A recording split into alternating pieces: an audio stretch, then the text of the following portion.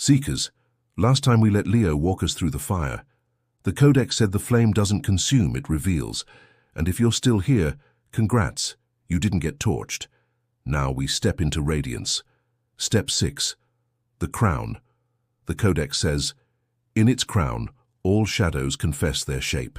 I don't know about you, but I've worn a paper crown from a Christmas cracker, and the only thing that confessed was my dignity.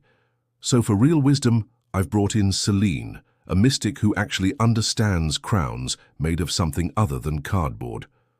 Selene, welcome to SeekerRadio. Thank you. A crown in the Codex isn't an ornament. It's light arranged into truth. You see, seekers wear shadows all their lives, fears, secrets, burdens hidden. But under the crown, those shadows can't hide. They take shape, and in doing so, they lose their power. The crown doesn't glorify you. It reveals you whole, flawed, radiant. So seekers, imagine that. Put on a crown and suddenly every bad habit, every secret midnight snack, every awkward teenage poem you swore no one would ever see, boom, out in the open. Sounds less like coronation, more like humiliation. Humility is part of it. The crown isn't for pride, it's for truth. And once the shadows confess, you don't carry them alone anymore. That's why it is radiant.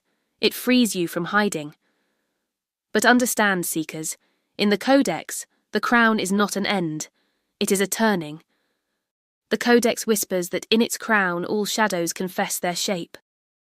That means every hidden fear, every forgotten vow, every buried memory will rise into the light.